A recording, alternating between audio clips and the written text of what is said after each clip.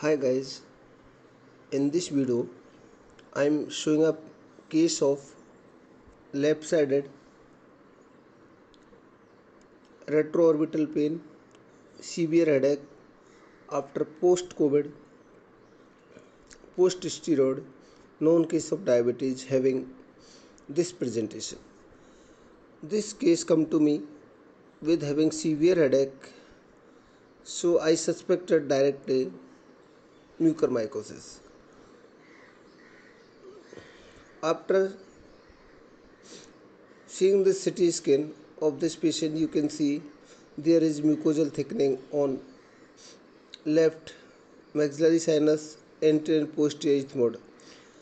I suspect mucormycosis and I took patient immediately because patient may lose vision. So patient showing impending vision loss of left eye.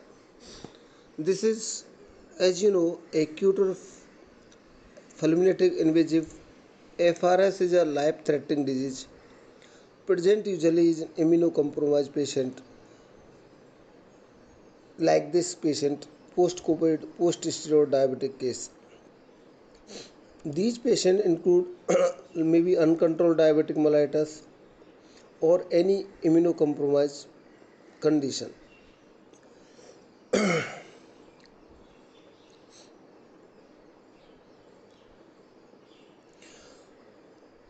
These myotic infiltration of blood vessels leading to vasculitis and thrombosis, tissue infarction, hemorrhage and acute neutrophilic infiltration may lead to severe tissue necrosis and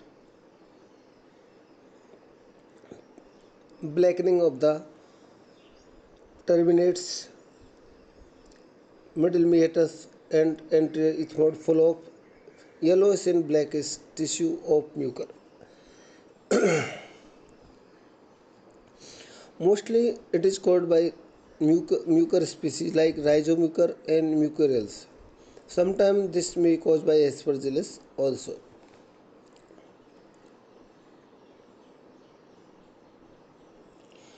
The inability to mount a host response to invasive fungal disease in immunocompromised patient can make the diagnosis of the disease entirely difficult, especially early stage like this. Although common reported clinical symptoms including fever, cough, crusting of nasal mucosa, epistaxis, headache, high index of suspicion of disease entirety should be present any immunosuppressed patient with localized sinonasal symptom. Often fever unknown origin that has failed to respond to 48 hours of broad spectrum intravenous antibiotics may be initial presenting symptom. In early stage, nasal endoscopic finding may be subtle or sometimes there will be normal mucosa, but inside the ethmoid and maxillary sinus case like this, you have to take these type of cases under general anesthesia and you have to explore ethmoid and maxillary sinus without doing any biopsy. A lot of surgeons wasting their time in doing KOH and biopsy. Even KOH preparation of any tissue having efficacy of 60%. So without thinking too much, you have to, if any patient tried, post-COVID diabetic patient with already taking steroid come to you with facial and headache, suspect mucormycosis. This is the tried. Facial and headache, one. Second, post-COVID patient on steroid, two. Third, diabetic patient. Straightway diagnosis is almost in 99% of cases mucormycosis. So explain patient about general anesthesia and explore all sinuses to save the life and morbidity of the patient. If you suspect, go for MRI PNS contrast. It will definitely tell you this is mucor or not, and this is devascularized tissue. You have to debride it. So it is very important to take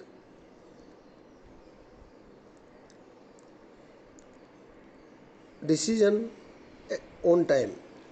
And before thinking too much, you have to immediately start amphotericin before taking patient in OT, and you are preparing for OT. Till then, you can give amphotericin straight away. It efficacy of conventional and liposomal amphotericin B is almost same. If creatinine is normal, you can give conventional amphotericin. I am telling you, efficacy of both ampho is 100% same. If patient having any creatinine level high or nephrotoxicity, then you can think about liposomal amphotericin and start immediately on clinical ground. Mucormycosis is clinical disease. You have to diagnose clinically before doing biopsy and MRI. So, without wasting time, you have to start amphotericin B.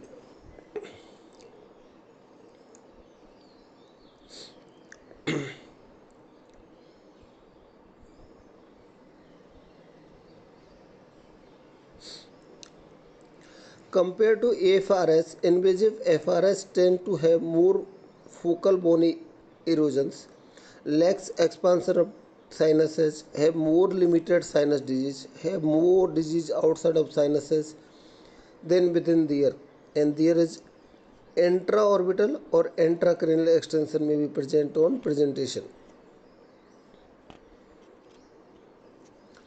Without early treatment, rapid progression of disease within 50 to 80% mortality rate is there. If there is intraorbital or intracranial complication is there, you think about mortality is about 80%. It is very simple. If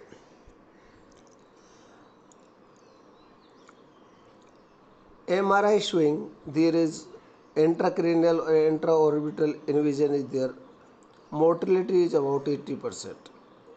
If there is no invasion of it is localized disease in the sinuses, then survival rate is 80%. It is very simple. As you know, this amphotericin does not cross blood-brain barrier. So once invasion of brain, you have to resect it and think about intrathecal amphotericin B. In intracranial extension of fungus, mortality is about 90% because ampho is not going to work in brain. So you have to think about alternative route like intrathecal amphotericin therapy, which is very toxic. It may lead to convulsion. So if we want to save the patient, we have to think about aggressive amphotericin therapy, even though we can lose the patient, but we have to treat the patient with full explanation.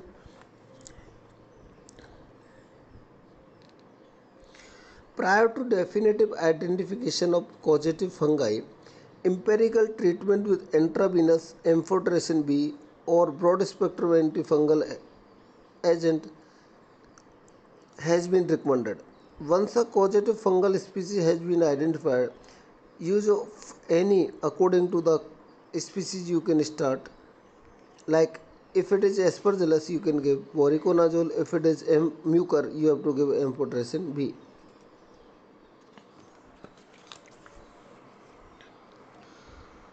So amphotericin therapy you have to start. Conventional amphotericin B, ampho B, you can give 50 mg ampho B fungizone in diabetic patient in distilled water, 50 ml distilled water, 50 mg ampho, 10 ml per hour infusion pump. Because if we are giving it in 5% dextrose, it is going to increase the blood sugar level of the patient. And this ampho B should not be given in NS because it making the particle which insoluble particle in the normal saline. So you can give it in this in dark room in distilled water because by 10 ml per hour infusion, it is better and efficacy will be almost better by giving in 5% dextrose. So what I am practicing, I am giving 10 ml 50 milligram conventional amphotericin B if creatinine is normal in 50 ml distilled water by infusion pump 10 ml per hour. And second day you can increase the dose according to the weight of the patient. On second day we have to give 1 milligram per kg conventional amphotericin B. If we are using liposomal amphotericin B, the ideal dose is you can give 3 to 5 milligram per kg in distilled water 50 ml infusion. You can start 10 ml per hour. So infusion is same, only dose is different. If you are using amphotericin 50 milligram, conventional amphotericin dose is 1 milligram per kg. And if you are thinking about liposomal amphotericin dose is 3 to 5 milligram per kg, you have to give it by D5 if glucose level is normal. If it is glucose is higher than 300 ml, you can give in distilled water by infusion pump. That is better therapy than giving in 5% dextrose. So even though you are using amphotericin B conventional and patient is not affordable and creatinine level is less than 2, you have to give ampho therapy. You have to infuse normal saline before giving amphotericin to prevent the nephrotoxicity of the patient. Ampho can start after giving 1 liter of NS and you have to start 60 ml per hour NS after giving amphotericin also. You have to continue the hydration of the patient so that we can prevent the nephrotoxicity by amphotericin B therapy. This amphotericin B is very toxic and nephrotoxic, even it may lead to fever, chills, anemia. But if you are giving conventional amphotericin, you are monitoring potassium, creatinine daily. So you have to correct potassium daily, and if creatinine level is going more than 2, you can stop amphotericin B for day or two until your creatinine level is below 2, then start again ampho B. As you know, if you are stopping after giving 3 to 5 days of amphotericin B, you can stop 1 or 2 days because the half-life of amphotericin B is about 15 days. So after 1 day stop or 2 day stop, it doesn't make any difference after giving 3 to 5 days. But total duration of therapy is about 30 to 35 days. You have to give amphotericin B, and after that you can find if endoscopic finding there is no new disease or it's not it is resolving phase of mucosa, then you can discharge the patient on posaconazole therapy Picasa. On day 1 you have to give Picasa 100 milligram 3 tablet in the morning, 3 tablet in the evening, and on second day onward Picasa or posaconazole tablet you can give 3 tablet on day onwards. On fifth day you have to do posaconazole trough level. If your trough level is more than 1 milligram per deciliter in your serum, then you can discharge the patient on posaconazole, and total tablet you have to give about 50 tablet to the patient. It's about 15 days therapy after discharging your patient on posaconazole, and you have to monitor the patient at least for 3 to 6 months according to the need and according to the disease status of the patient. So this patient almost leading to vision loss, I took decision on immediately to take the patient immediately, even though this patient on ecospirin, as all post-COVID, post-diabetic patient physician are putting on ecospirin. So I have to take decision according to that. As you know, in this scenario, in this epidemic, a lot of patients having mucormycosis, post-COVID, post-diabetic patient. To prevent the episode or mucormycosis in these type of patient, you can give posaconazole tablet, 3 tablets per day during your COVID therapy of steroid therapy to prevent the mucormycosis in these type of the patient. So you can give posaconazole, that is very safe drug, for 15 days to prevent mucormycosis of all COVID cases or non-diabetic on steroid. So this is very serious disease. We have to think seriously. In this COVID scenario, we are facing a lot of cases of mucormycosis. So according to that, we have to treat mucormycosis. Thank you so much. Hi guys, in this video I am showing a case of left-sided retroorbital pain, severe headache after post-COVID, post-steroid, known case of diabetes having this presentation. This case come to me with having severe headache, so I suspected directly mucormycosis. After seeing this CT scan of this patient, you can see there is mucosal thickening on left maxillary sinus, anterior and posterior ethmoid. I suspect mucormycosis and I took patient immediately because patient may lose vision. So patient showing impending vision loss of left eye.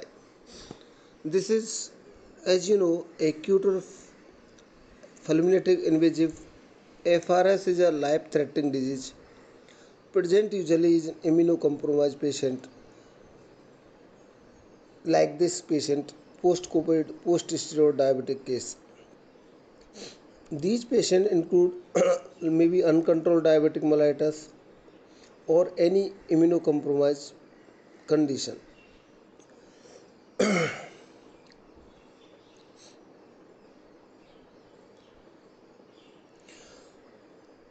These myotic infiltration of blood vessels leading to vasculitis and thrombosis, tissue infarction, hemorrhage and acute neutrophilic infiltration may lead to severe tissue necrosis and blackening of the terminates, middle meatus and anterior ethmoid full of yellowish and blackish tissue of mucor. Mostly it is caused by mucor species like rhizomucor and mucorales. Sometimes this may be caused by aspergillus also.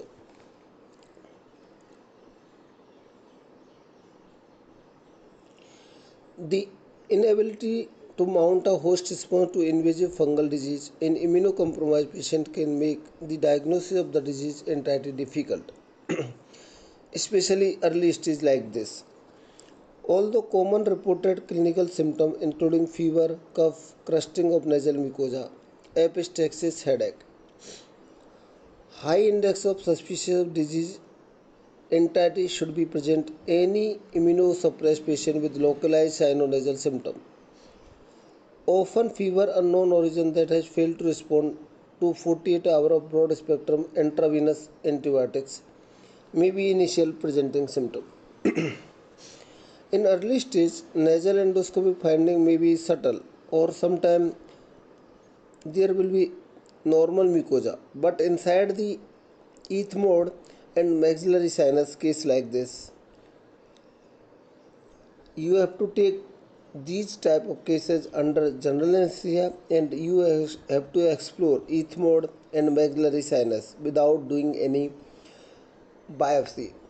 A lot of surgeons wasting their time in doing KOH and biopsy. Even KOH preparation of any tissue having efficacy of 60%. So without thinking too much, you have to, if any patient tried, post-COVID diabetic patient with already taking steroid come to you with facial and headache, suspect mucormycosis. This is the tried. Facial and headache, 1. Second, post-COVID patient on steroid, 2. Third, diabetic patient. Straightway diagnosis is almost in 99% of cases mucormycosis. So explain patient about general anesthesia and explore all sinuses to save the life and morbidity of the patient. If you suspect, go for MRI PNS contrast. It will definitely tell you this is mucor or not, and this is devascularized tissue. You have to debride it. So it is very important to take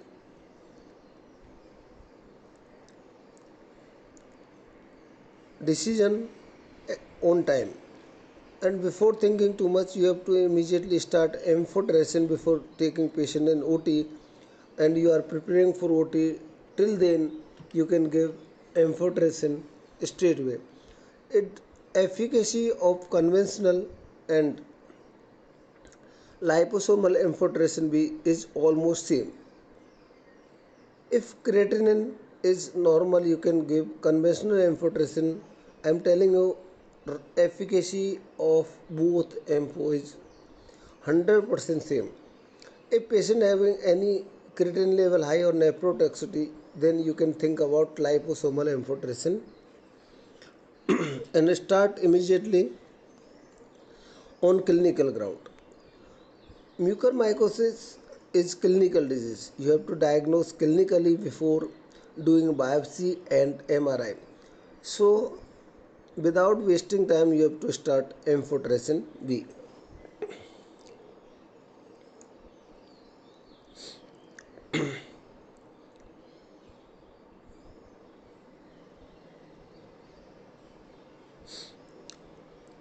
Compared to AFRS, invasive FRS tend to have more focal bony erosions, lacks expansion of sinuses, have more limited sinus disease, have more disease outside of sinuses than within the ear, and there is intraorbital or intracranial extension may be present on presentation. Without early treatment, rapid progression of disease within 50 to 80% mortality rate is there. If there is intraorbital or intracranial complication is there, you think about mortality is about 80%. It is very simple. If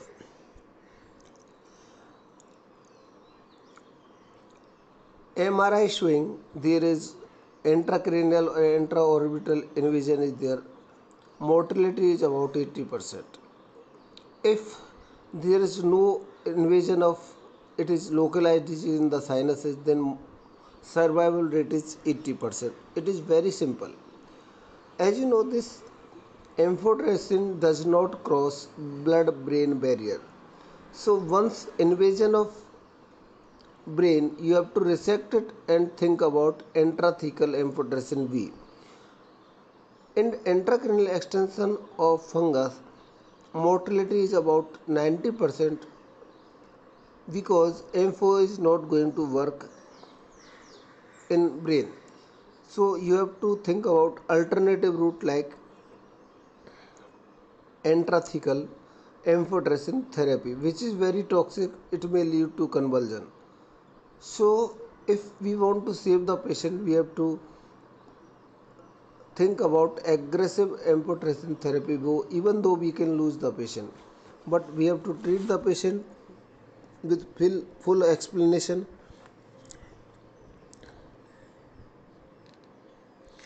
Prior to definitive identification of causative fungi, empirical treatment with intravenous amphotericin B or broad spectrum antifungal agent has been recommended.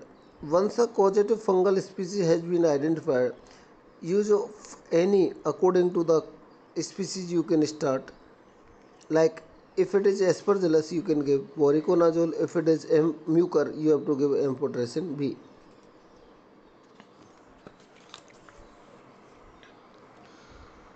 So amphotericin therapy you have to start. Conventional amphotericin B, Ampho B, you can give 50 milligram Ampho B fungizone in diabetic patient in distilled water, 50 ml distilled water, 50 milligram Ampho, 10 ml per hour infusion pump. Because if we are giving it in 5% dextrose, it is going to increase the blood sugar level of the patient. And this M4B should not be given in NS because it making the particle which insoluble particle in the normal saline. So you can give it in this in dark room in distilled water because by 10 ml per hour infusion it is better and efficacy will be almost better by giving in 5% dextrose. So what I am practicing, I am giving 10 ml 50 milligram conventional amphotericin B if creatinine is normal in 50 ml distilled water by infusion pump 10 ml per hour. And second day you can increase the dose